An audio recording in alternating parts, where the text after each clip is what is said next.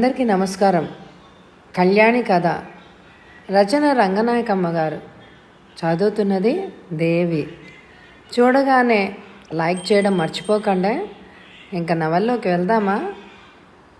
రేవతి గురించి జ్యోతికి చిన్న చిన్న విషయాలు తెలుసు. అప్పుడప్పుడు దీదీ చెప్పినవే, చెప్పకపోతే జ్యోతి అయినా అడుగుతూనే ఉంటుంది. రేవతి 30 ఏళ్ళు దాటిన మనిషే, చిన్నపిల్లేం కాదు. ఆఫీస్లోకి అంటే బ్యాంకులోకే అడుగుపెట్టిందంటే తనకిష్టమైన వాళ్ళ వైపు చప్పట్లు కొట్టుకుంటూ వస్తుంది. హాయ్, మీరు నాకన్నా ముందు వచ్చేసారే, నిన్న రాలేదే. అబ్బా, మీరు నిన్న రాకపోతే సెక్షన్ అంతా చిన్నపోయింది తెలుసా.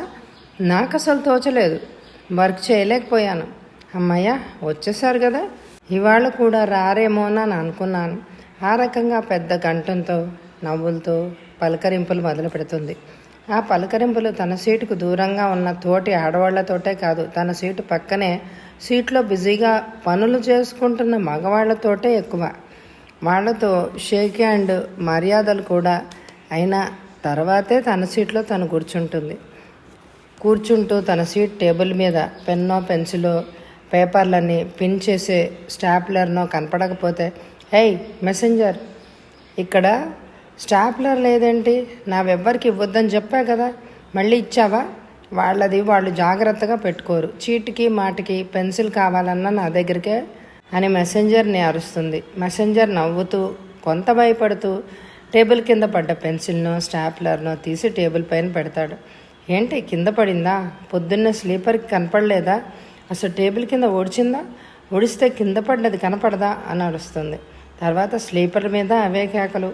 సెక్షన్లో మొదట వచ్చిన వాళ్ళు ప్లాన్ వేయగానే వేరే సీట్ల దగ్గర ఒక పెన్సిల్నో ఒక కాగితమో తప్పకుండా కింద పడతాయి. అవన్నీ దొరక్కపోతే మళ్ళీ వెతుక్కుంటారు బాధపడిపోతూ. రేవతి పద్ధతి అది కాదు. ఆమె అరుపులతోటే అసలు సెక్షన్లోకి ప్రవేశిస్తుంది. అప్పుడప్పుడు మెసెంజర్ మేడం రేవతికి ఫోన్ చేసి, మేడం అంత గట్టిగా మాట్లాడకండి, మిగతా వాళ్ళు డిస్టర్బ్ అవుతారు, మీ పని కూడా పాడవుతుంది. ఒకసారి మాటలు గట్టిగానే చెప్తుంది. మెసెంజర్ మేడం అలా చెప్పే రేవతికి కోపం. పక్క సీట్ కొలిగితో, చూడండి సార్, తను మేనేజర్ నని ఎంత టెంపర్, ఎవరితోటి మాట్లాడొద్దంటుంది చూడండి అంటుంది. 2 రోజులు జరిగింది. పోలీసు ఇన్స్పెక్టర్ వచ్చాడు. మేనేజర్ మేడంతో కాస్త తనిఖీలాగే మొదలుపెట్టాడు. మెసెంజర్ ఆ సెక్షన్లో ఇంకా కొందరు ఆడవాళ్ళు ఉన్నారు, వాళ్ళతో ఎలా మాట్లాడుతున్నానో వాళ్ళందరినీ అడగండి అని అంది. ఇన్స్పెక్టరు మేనేజర్ గది నుంచి యువతలకొచ్చి దూరంగా వేరే చోట కూర్చున్నాడు.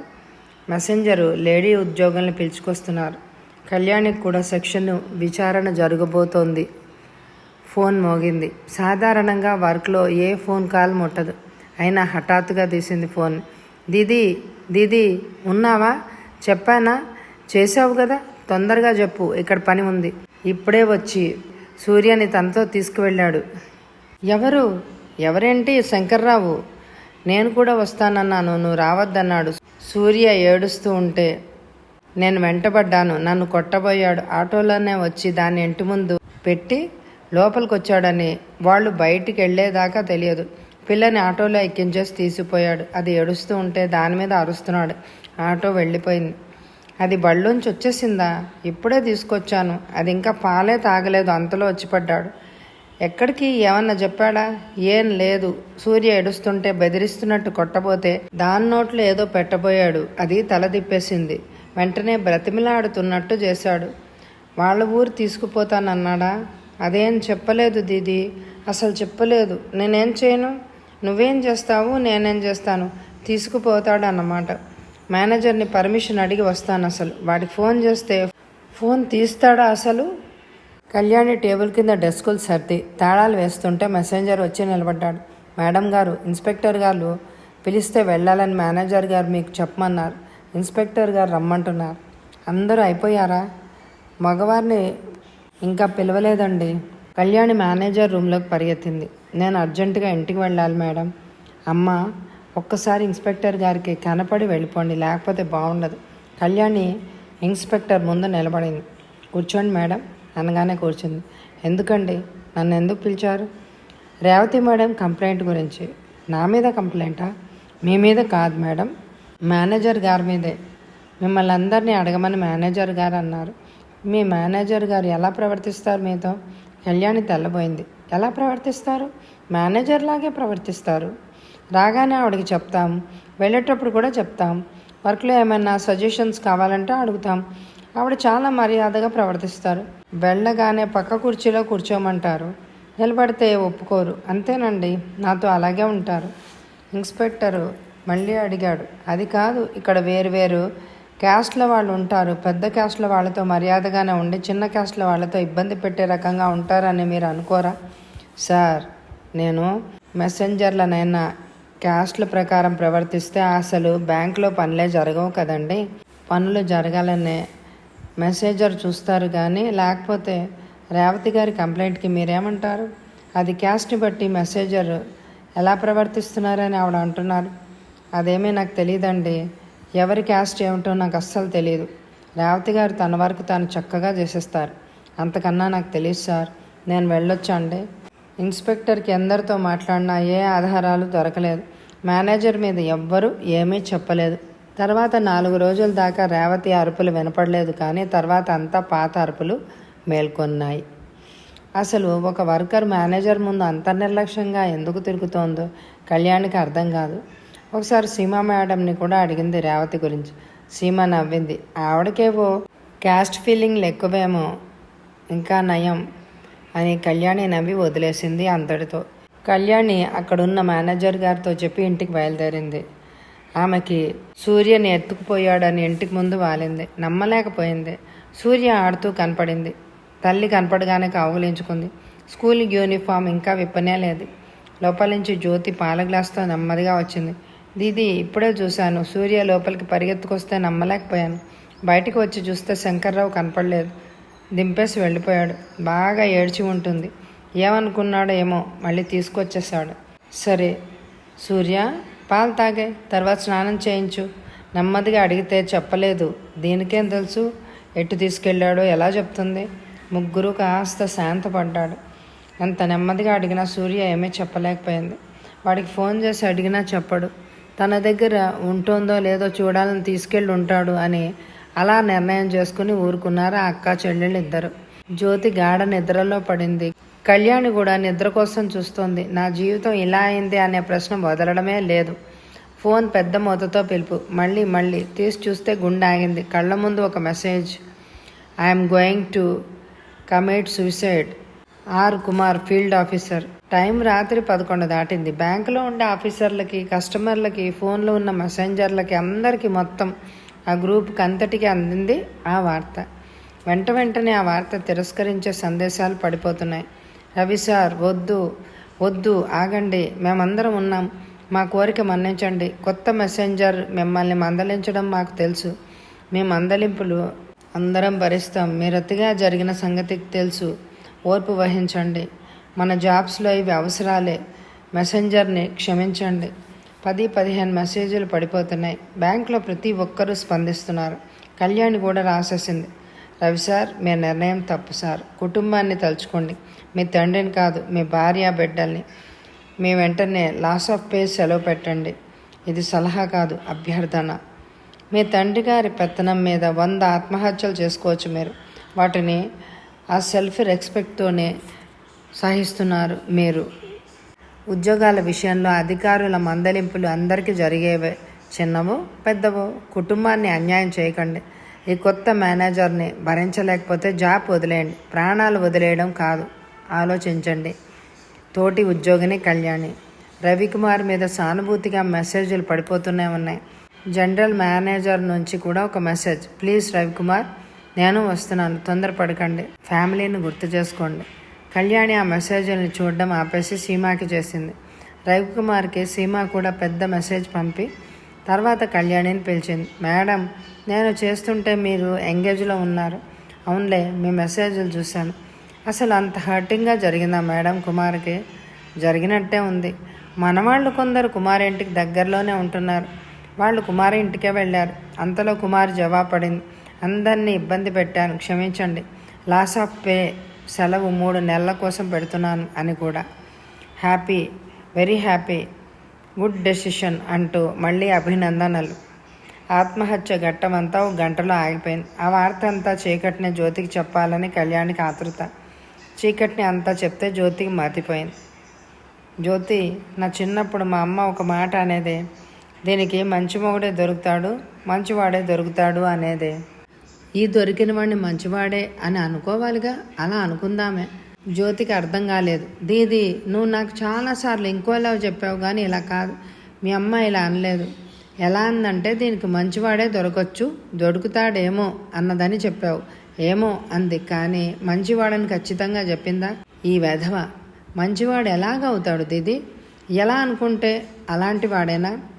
నిజమేలే, ఏదో తల్లి కదా బాగుండాలని అలా అనుకుని ఉంటుంది అని ఆ టాపిక్ అక్కడితో మూసేసింది. ఆ తర్వాత శంకర్రావు కళ్యాణి వాళ్ళ ఇంటికి వచ్చాడు. పక్క గదిలో ఉన్నాడు. ఇదిగో రేపు పంతులు వస్తాడు, పేరు మార్పించాలి శాస్త్రోక్తంగా. దీనికి సూర్య అనే పేరు దేవుడిదే కదండి బావగారు అంది జ్యోతి. అయినా సరే గణేష్ దేవుడే, అందరికన్నా గొప్పవాడు. ఈవిడ అక్కే ఎంతో తెలివైంది, తన కొడుకు గణేష్ పేరు పెట్టింది. ఆవిడ తెలివి తక్కువదా? వచ్చే వారం పండితుడిని తీసుకొస్తా అనేసి మళ్ళీ ఆ గదిలోకి వెళ్ళిపోయాడు. ఏం చెయ్యాలో కళ్యాణ్కి ఏమీ అర్థం కాలేదు. ఒళ్ళంతా పచ్చి పుండె అయిపోయిన చీమన అడుగుతో మెట్లెక్కి డాబా మీదకి వెళ్ళింది. నారాయణని పిలిచి ఏడుపు మొత్తుకోలు, ఏడుపు కాపుకుంటూ అంతా చెప్పింది. పటాలు తెచ్చి గోడలకు అంటించేశాడు. అలా వద్దన్నానని నన్ను జ్యోతిని కూడా బాధేశాడు. వచ్చే వారం ఎవరో పండితుడిని తీసుకొచ్చి పిల్లకి పేరు మార్పిస్తాడట, గణేష్ పేరుట. దేనికన్నా అడ్డం పడితే పిల్లని తీసిపోతాడట. నా కూతురు అంటున్నాడు. బానిసలాగా అయిపోయాను. బానిసలు తిరగబడ్డట్టు తిరగలేకపోతున్నాను. నన్నేం చేయమంటారు? ఈ పిల్ల పుట్టకుండా ఉంటే బాగుండేది అనుకుంటున్నానమ్మా. అసలు అది కాదు, ఇది లేకపోతే నేను బ్రతకలేను. ఈ శిశువు నా కడుపులో ఉన్నప్పుడు నాకు ఈ ప్రేమ లాంటిది ఏమీ లేదు. పుట్టిన తర్వాతే దీన్ని నేను కాకపోతే ఎవరు పెంచుతారు అని అనిపించి జాలితో ప్రేమ మొదలైంది. పర్వాలేదమ్మా, పేరు మార్చేవాడు వస్తాడు పోతాడు. ఆ తర్వాత మనం పెట్టిన పేరుతోటే మనము పిలుచుకుందాం కదా. అలా అని కాదండి, దీన్ని బడికి పంపిస్తున్నాం కదా, బడిలో పేరు కూడా మార్చాలంటాడు. ఇంకా అనలేదు కానీ అంటాడు. అయితే ఇక విడిపోవడమే మంచిది అనిపిస్తుంది. లేనిపోని పిచ్చి సలహాలు ఇచ్చి ఇలా చేశాను నేను, అంతే అనిపిస్తోంది. పిల్ల అమ్మ దగ్గర ఉంటా అనగలదా జడ్జి ముందు? ఖచ్చితంగా అనగలదు. ఇప్పుడు అసలు అతని దగ్గరికి వెళ్ళదు. అయితే నువ్వు ట్రాన్స్ఫర్కి పెట్టుకో దూరంగా. అడగగానే ట్రాన్స్ఫర్ అవుతుందా? అలా ఇవ్వరు. అసలు ప్రయత్నించమ్మా నువ్వు. ప్రయత్నిస్తా. అప్పుడు ఏం జరుగుతుందండి? నువ్వు దూరంగా పోతే అతన్ని నీ దగ్గరికి రావద్దని చెప్పొచ్చు. ఆ మాట ఇప్పుడే చెప్పొచ్చు కదా.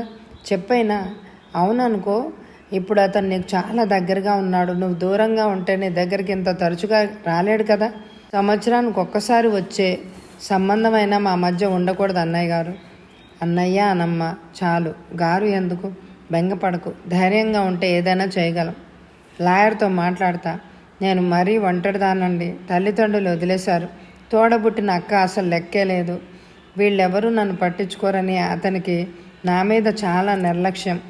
నా వెనక ఎవరన్నా ఉన్నారంటే కాస్త జడిసేవాడేమో. అది చాలా తెలివి తక్కువతనం. నీకు అతని స్వభావం బట్టి అతను ప్రవర్తిస్తాడు. తల్లి పెంపకం అది. మనుషుల బాల్యం నుంచి తయారవుతారు. తర్వాత కొంత మారొచ్చు, కానీ ఏమీ చదవడు. అతను మార్చే ప్రభావం ఏమీ లేదు. మరి కట్నం అక్కర్లేదని అన్నాడేంటి?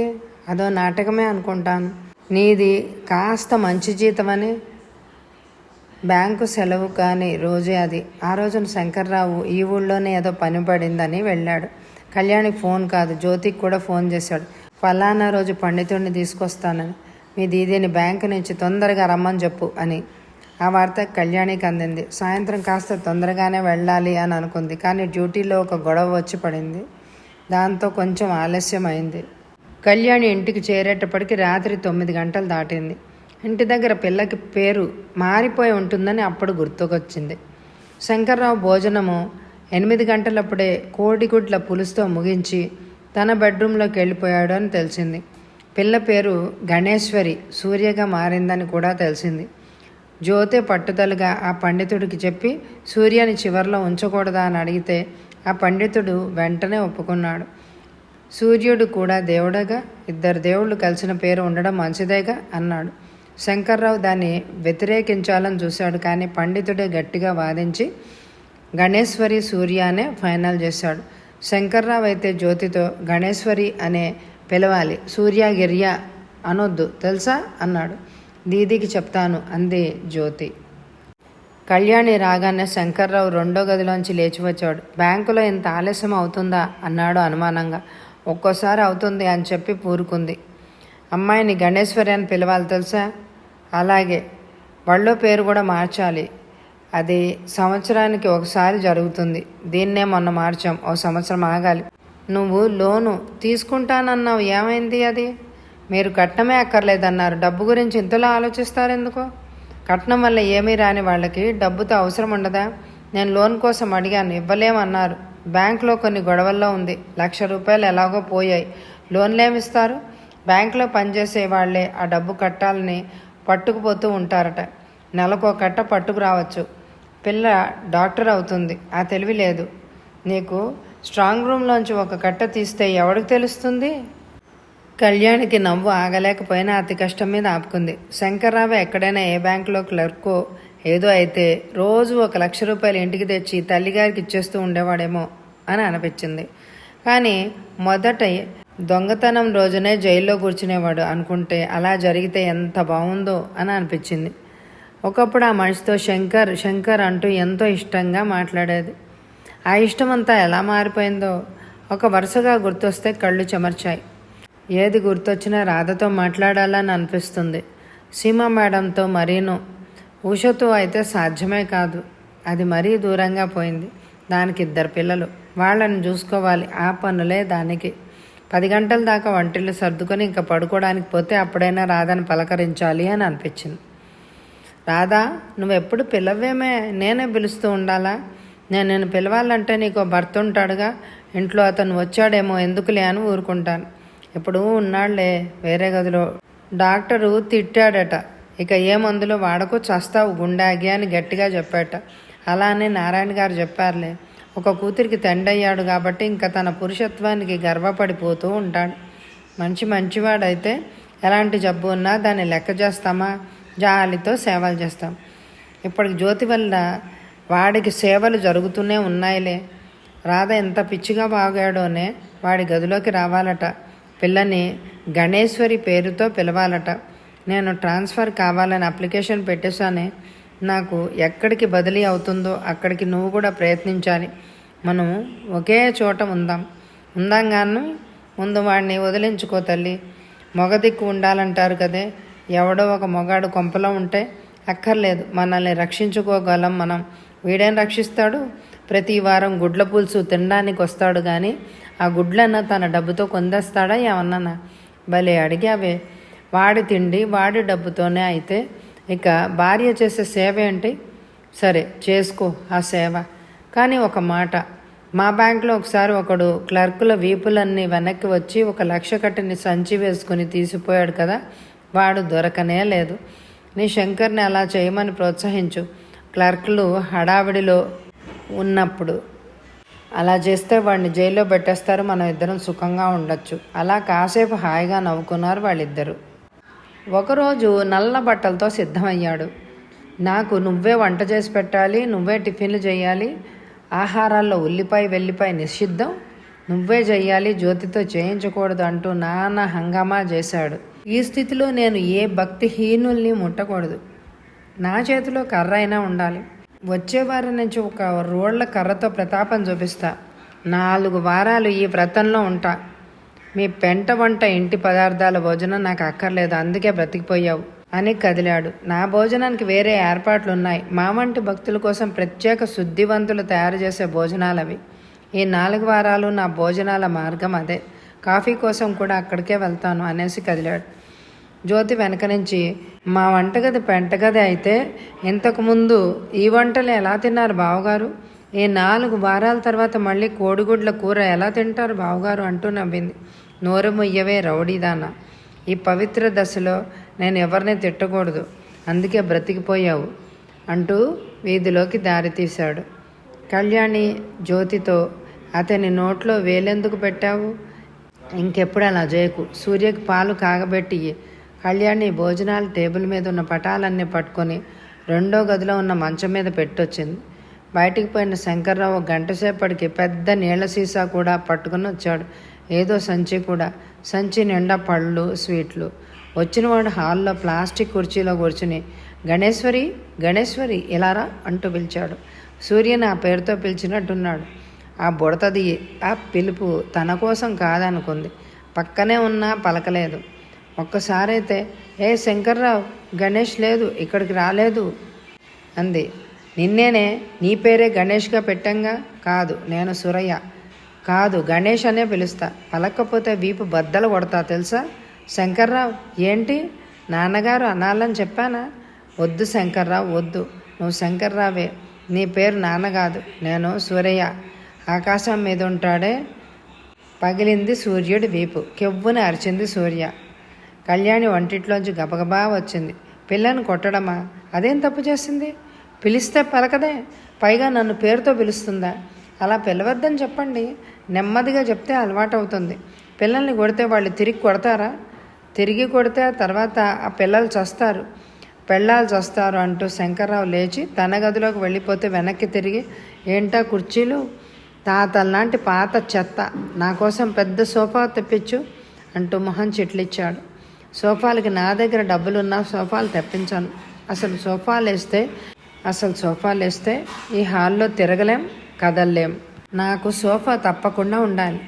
లేకపోతే నేను నా కూతుర్ని తీసుకొని పోతా. ఇంక రాను. తీసుకుపోవాలంటే కూతుర్ని అడగాలి. నాతో ఉంటావా, అమ్మతో ఉంటావా అని అడిగి అది వస్తానంటే తీసుకెళ్ళొచ్చు. దాని మొహం దానికేం తెలుస్తుంది? నా కూతురు నా దగ్గర కాక ఇంకెక్కడ ఉంటుంది అనేసి గదిలోకి వెళ్ళిపోయాడు. మంచం మీద పడి ఉన్న పటాన్ని చూసి ఆ సంగతి అప్పుడే గమనించి ఆ పటాన్ని రయ్యన ఎత్తి హాల్లోకి మోసుకొచ్చి భోజనాల టేబుల్ మీద మళ్ళీ పడుకోబెట్టాడు. దాన్ని చూస్తూ నిలబడ్డ జ్యోతితో, దీన్ని ఇలాగే ఉంచండి, కార్పెంటర్ని తీసుకొచ్చి గోడకు తగిలించేదాకా ఈ పటం ఇలాగే ఉండాలి, తెలిసిందా అన్నాడు. బావగారు కూరల గిన్నెలన్నీ ఇక్కడే పెట్టమంటారు. ఆ గిన్నెలతో పటం కూడా పెట్టుకోవచ్చా? ఒసేయ్, మహాదేవుడి పటం మీద గిన్నెలు పెడతావా? నేల మీద పెట్టుకొని తిని చావండి అన్నాడు. జ్యోతి ఇంకా మాట్లాడలేదు. శంకర్రావు మధ్యాహ్నం 12 గంటలప్పుడు బయటికి బయలుదేరాడు భోజనానికి. వరండాలో నుంచి గేట్ దాకా వెళ్ళాక చెప్పుల మాట గుర్తొచ్చి ఆగాడు. ఆ భక్తి వ్రతం సాగే రోజుల్లో కాళ్ళకి చెప్పులు వేసుకోకూడదు అన్నాడు. ఒకవేళ చెయ్యకూడదు ఏదైనా చేస్తే ఆ దేవుడి గుడిలో డబ్బు కుండీలో కొంత డబ్బు వెయ్యాలి. డబ్బు వేస్తే తప్పు పని చేసినందుకు పాపం పోతుందిట. డబ్బుకి పాపాలని మింగే శక్తి ఉందట. చీకటినే వచ్చినప్పుడు ఆ చెప్పుల్ని గుమ్మం ముందే విడిచి లోపలికి వచ్చాడు. ఆ వాకిలి విడిచిన పనమ్మాయి ఆ చెప్పుల్ని గడప ముందు నుంచి తీసి కొంత దూరంగా గోడ పక్కన పెట్టింది. శంకర్రావు భక్తుడికి ఆ చెప్పులు కావాలి. ఎవరైనా వచ్చి వాటిని తన పాదాల దగ్గర తొడగాలి. జ్యోతినో కళ్యాణినో పిలిస్తే వాళ్ళు రారు. వస్తారని గ్యారంటీ కూడా లేదు. ఇక ఎవరిని పిలవగలడు? గణేషి ఒకసారి ఇలారా కూతురుతో కళ్యాణి అంది. వెళ్ళు, ఎందుకో అడుగు. సూర్య అటు పరిగెత్తింది. ఎందుకు శంకర్రావు అంటూ. నా చెప్పుల్ని ఆ గోడ దగ్గరికి తోసేశారు ఎవరో, వాటిని ఎలా తీసుకురా? శంకర్రావు, నువ్వే తెచ్చుకో. నేను కాదు, నువ్వు నా కూతురివి. నేను ఏది చెప్పినా నువ్వు చెయ్యాలి. నీకు రేపు వారంలో కొత్త షర్టులు తెప్పిస్తా, ఇంకోటి తెస్తా, కుక్క పిల్లని తెస్తా. 10,000 పెట్టి ఫారిన్ కుక్క పిల్లని. అమ్మో, వద్దు, కుక్క పిల్ల కరుస్తుంది, నాకొద్దు శంకర్రావు. అది కరిచినా పర్లేదు, దానికి ఇంజక్షన్లు చేశాకే అమ్ముతారు. ఆ చెప్పులు ఇలా పట్రా. పిల్ల తన వెనక నిలబడి ఉన్న తల్లివైపు చూసింది. చెయ్యనా వద్దా అన్నట్టు. వెనకాల వచ్చిన జ్యోతి ఆ చెప్పుల వైపు పరిగెడబోతే కళ్యాణి జ్యోతిని ఆపి తనే చెప్పున ఆ చెప్పుల్ని ఎడంచేత్తో తీసి అతని పాదాల ముందు పెట్టింది. నేనేలాగో బానిసని అయ్యాను, పసిబిడ్డని కూడా బానిసని చేయలేను. పిల్లని బుట్టలో వేయడానికి కుక్క పిల్లని బహుమతిగా చూపించొద్దు, అది ఇక్కడ పనికిరాదు. ఏంటి, అమెరికా కుక్క పిల్ల కూడా పనికిరాదా? ఇప్పుడు ఇంటి ముందు కారు కుక్క 2 ఉండడం పెద్ద ఫ్యాషన్. అందరూ ఎలా చేస్తున్నారో చూస్తున్నావా? అసలు అందరు ఏం చేసుకుంటే అది చేసుకుంటారు. నేను నేర్చుకునేది అందరినీ చూసి కాదు. ఇక్కడికి కుక్క పిల్లల్ని తెస్తే దాని ఇంట్లో ఉండనివ్వను, వీధిలోకి తీసుకెళ్ళి వదిలేస్తాను. ఇప్పుడు ఎలాగా? ఆ 10,000 ఇచ్చేశాను, వాళ్ళు వచ్చే వారంలోనే ఇస్తారు కుక్కని. కుక్క అక్కర్లేకపోతే ఆ 10,000 నాకు ఇచ్చేయి. మీ డబ్బు కోసం మీరేం చేసుకుంటారో నాకు తెలియదు. కుక్కల్ని నక్కల్ని ఇక్కడ తీసుకురాకూడదు. అంటే నీ ఇష్ట ప్రకారం నడవాలా? నేను చెప్పేది అది కాదు. ఇది నా ఇల్లు. నేను క్యాష్ ఆఫీసర్ అయినప్పటి నుంచి ఇంటికి అద్దెని బ్యాంకే చెల్లిస్తోంది. నా ఇల్లు నా అభిప్రాయాల మీదే ఉంటుంది. నువ్వు ఆఫీసర్ అయ్యావా? అదెప్పుడు? ఆ తారీఖులు మీకు అనవసరం. కుక్కను తెస్తే మా మేనేజర్కి ఫోన్ చేస్తాను. వాళ్ళు అద్దె కట్టే ఇంటి మీద అధికారం వాళ్ళదే. అద్దెకి ఇచ్చిన వాళ్ళు కూడా వాళ్ళ ఇంట్లో కుక్క తిరగడం ఒప్పుకుంటారో లేదో. వాళ్ళు ఒప్పుకున్నా నేను ఒప్పుకునేది లేదు. శంకర్రావు మౌనంగా గేటు దాటాడు. అతడు బయటికి పోగానే కళ్యాణి వీధి తలుపులు మూసేది గుండెల మీద చేయబెట్టుకొని లోపలికి వచ్చి మంచం ఎక్కింది. పిల్లలిద్దరూ గాఢంగా నిద్రలో ఉన్నారు. 18 ఏళ్ల జ్యోతిని కూడా పిల్లలానే అనుకుంటుంది కళ్యాణి. ఇద్దరు పిల్లల్ని చూసుకునే బాధ్యత తనదే అనుకుంటుంది. పిల్లలిద్దరికీ దుప్పట్లు బాగా సర్ది తను నడుం వాల్చింది. పిల్లలు సుఖంగా నిద్రపోవడం చూస్తే తనకి నిద్రపడుతుంది, కానీ అది సుఖంగా అనిపించదు. ఏదో భయం. వీధి తలుపుల మీద టపటపా చప్పుళ్ళు, వెంటనే కాలింగ్ బెల్ నొక్కుళ్ళు. అన్నీ మళ్ళీ రయ్యన్ లేచి వెళ్ళి జ్యోతి దీదీ అంటూ తట్టి లేపింది. దీదీని తలుపులు ఎప్పుడు కొడుతున్నారేంటో తీయనా అంటూ మళ్ళీ లేపింది. మన తలుపులు ఎవరు కొడతారు? పడుకో, ఇప్పుడెవరు వస్తారు? కాలింగ్ బెల్ మళ్ళీ మళ్ళీ మ్రోగింది. కళ్యాణే కంగారుగా లేచింది. జ్యోతి కూడా మంచం మీద నుంచి దూకి కిటికీ దగ్గర పరిగెత్తింది. అరిచింది, ఎవరండి అని. యాయ్ తలుపుతి, ఎంతసేపా? అది శంకర్రావు కోమల కంఠమే. దీదీ శంకర్రావే, తీనా అంటూ జ్యోతి వణుకుతూ దీదీ మాట కోసం నిలబడింది. దీదీ ఒప్పుకోలేదు. వాడు ఇందాక పోయాడుగా, వాడి కంఠం ఎవరో అరిచుంటాడులే. కంఠాలు మార్చి అరవడం వ్యాపారం అయిపోయిందిగా. అచ్చం ఇద్దరు శంకర్రావులు ఉంటారా దీదీ? అసలు ఉండు దీదీ, నేను వెళ్ళి తలుపు తీస్తా అంటే వద్దు, నువ్వు వద్దు. నిన్నైతే ఆమ్లెట్ వేసి తెమ్మంటాడు. పడుకు, ఇందాకే పోయాడుగా, ఎందుకు వచ్చాడు అనేసి కళ్యాణి కోపంగా చీమ నడకతో వీలైనంత ఆలస్యం చేస్తూ వెళ్ళి తలుపులు తెరిచింది. ఇంతసేపు ఏమైపోయారు అంటూ. ఏమవుతాం, అర్ధరాత్రి వీధి తలుపుల దగ్గర పడుకుంటామా? పిల్లలిద్దరూ నిద్రలు పోతున్నారు. లేచి రావాలా లేదా? ఇప్పుడే కాస్త కళ్ళు మూస్తే తలుపులు ఎవరో కొడితే? ఎవరు కొడతారు ఇంత రాత్రి వేళ? నేను కాక ఎవరైనా వస్తున్నారా? ఎవరన్నా అంటే మీరే, ఇంకెవరు? ఇందాక వెళ్ళారుగా. వెళ్ళాలే, ఒక్కటి చెప్పాలని మర్చిపోయా. ఇలా రా అంటూ తను పడుకునే గదిలోకి చకచకా పోయి మంచం ఎక్కేశాడు, చెప్పులు విప్పకుండానే. కళ్యాణి రుసరుసగానే నెమ్మదిగా వెళ్ళి గుమ్మం దగ్గర నిలబడి, అదేదో చెప్పాలంటే ఫోన్లో చెప్తే కాదు, నేను డ్యూటీకి రేపు తొందరగా వెళ్ళాలి, కాసేపు పడుకోవాలి, వెళ్తా అంటూ వెనక్కి తిరిగింది. యాయ్ పళ్ళు రాల కొడతా నిలబడకపోతే. నీకు చెప్పేదే లేదు. చీకటినే పిల్లని తీసుకుపోతా. మర్యాదగా నీకు చెప్పి నీకు తీసుకెళ్దామని వస్తే అంత పొగరా? సరే పో. ఏంటా చెప్పేది? కాస్త తొందరగా చెప్పండి. గణేశ్వరిని తీసుకెళ్లాలని చెప్పాలనుకున్నాను, మరి మర్చిపోయాను. దాన్ని తీసుకువెళ్ళినా నాతో ఉంటుందో లేదో అని నాకు అనుమానంగానే ఉంది. ఒకలా చేస్తా, మా అమ్మనే తీసుకొస్తా. ఒక నెల్లాళ్ళు ఇది నీ నాయనమ్మ అని అలవాటు అవుతుంది. శివుడు, రాముడు, కృష్ణుడు అందరి కథలు చెప్తుంది మా అమ్మ. నీకు నచ్చకపోతే ఏం? పిల్లలకి ఆ కథలన్నీ తెలియాలి కదా. ఏం మాట్లాడమే? మా మమ్మీని వచ్చే వారంలో తీసుకొస్తా. అత్తగారిని బాగా చూసుకుంటావు కదా. అప్పుడు మాట్లాడేది ఏముంది? మీ తల్లిని తీసుకొస్తానంటే తీసుకురాకూడదు అంటానా? పిల్లని తీసుకెళ్ళడం కన్నా ఆవిడని తీసుకురావడమే మంచిది. ఆవిడే అప్పుడప్పుడు వస్తూ వెళ్తూ ఉండొచ్చు. కానీ రైల్లో చాలా గంటలు కూర్చోగలరా? కష్టం కదూ. ఏం కష్టం? మనవరాల కోసం ఎగురుకుంటూ వస్తుంది. లేకపోతే నీ విమానం టికెట్ బుక్ చేయరాదు? మా అమ్మ రావాలంటే. మా చిన్నక్క కూడా వస్తుంది. వాళ్ళ ఆయన కూడా వస్తాడు. పెళ్ళాన్ని వదిలి ఉండలేడు. అంత ప్రేమ వాళ్ళది. మనలాగా కాదు వాళ్ళ సంబంధం. పెద్దవాళ్ళు కుదిర్చిందే. కట్నాలు కానుకలు ఇచ్చి మా అమ్మతో వాళ్ళు ఇద్దరు కూడా వస్తారు. అంతమందికి విమానం టికెట్లా? అంతమంది అంటే ఎంతమంది? ముగ్గురేగా. నా దగ్గర ఒక్కళ్ళ కోసమైనా డబ్బుండదు. పోనీ నేను సగం ఇస్తా. లేదు, నా దగ్గర ఏం ఉండదు. రైల్ టికెట్ కోసం అయితే మీ అమ్మగారి కోసం మాత్రమే టికెట్ ఇస్తా. ఈ మాట ఫోన్లో చెప్తే పోయేదిగా. ఎంత రాత్రి వచ్చి వెళ్ళాలా? ఇంక ఇప్పుడేం వెళ్తాను? రేపు పొద్దున్న టిఫిన్ అయ్యాక వెళ్తా. ఒకసారి కాఫీ ఇమ్మను. దాన్ని లేపు. అది నిద్రపోతోంది, కానీ కాఫీ పొడి లేదు. సాయంత్రం తాగాలని చూస్తే లేదు. అది ఏం చేస్తూ ఉంటుంది రోజు? పందిలాగా తినేసి తిరుగుతుందా? ఇంట్లో ఏముందో ఏం లేదో చూసుకోదా? అన్నీ అదే చూసుకుంటూ ఉంటుంది. మిషన్ మీద బట్టలు కూడా కుడుతుంది. పిల్లలకి డిక్టేషన్ రాయిస్తుంది. వంటలో సగం దాని పనే. దాని చదువు దానికి ఎలాగో ఉంది. పగలే నిద్రపోదు. నేను రాత్రి 9 దాటితే కానీ డ్యూటీ నుంచి రాలేను. దాని సంగతి ఎందుకు?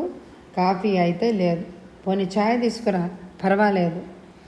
అసలు మేము ఛాయ్ తాగంగా, అది ఎప్పుడూ ఉండదు. సర్లే మజ్జిగ నా తీసుకురా.